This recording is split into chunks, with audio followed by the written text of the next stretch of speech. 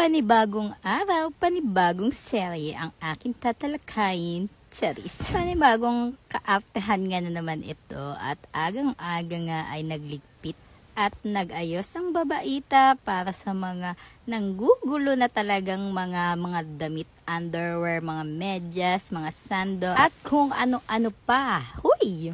Mga abubot nga dito na gugulo ng aking tatlong bata at fast forward na nga tayo at hindi ko na talaga kinaya at ito namang terrace naman ang aking pinagkakaabalahan at maraming ang bumibisita ditong mga manok ay talaga nakakasura na. Alam nyo ba, kapag ako naglilinis dyan ay bihira lamang. Pero ay na araw-araw talaga akong sinasaltik ng mga manok na yan.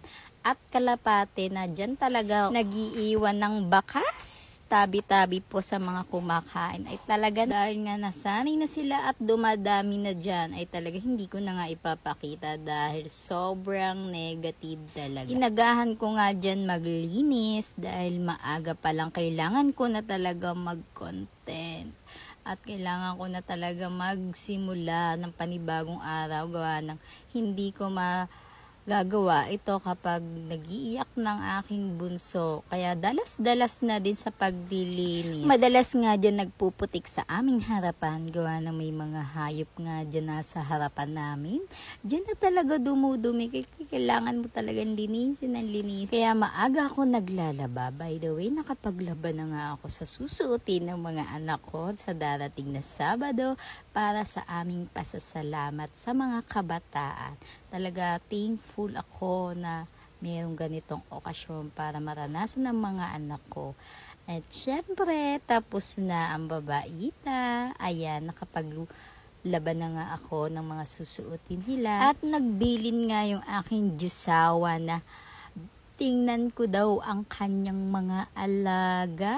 Ay syempre kahapon kasi ay merong namatay na isang sisiyo. Texas pa naman siya. Ang ganda-ganda pa naman. Ang lalaki na nila.